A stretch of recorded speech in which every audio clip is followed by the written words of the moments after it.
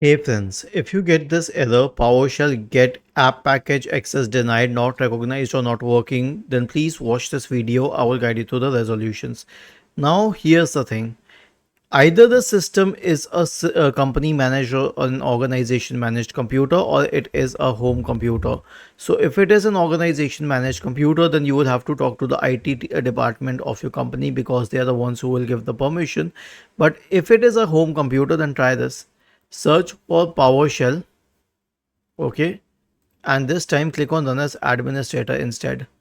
It should work. It may ask for that prompt and all, but it should work. But if it does not, then straight away search for UAC or user account control and go to change user account control settings. Okay, and then you can pull this down to the bottom. So it may be at the second or third level, pull it to the bottom. Always keep it at the bottom and then click on OK. And now you will be able to run this as an administrator easily without even the prompt. So this should fix the problem. Was this helpful? If yes, then please subscribe to the channel. If not, then let us know in the comment section of the video on how we could help you further. Thank you for watching this video and have a nice day.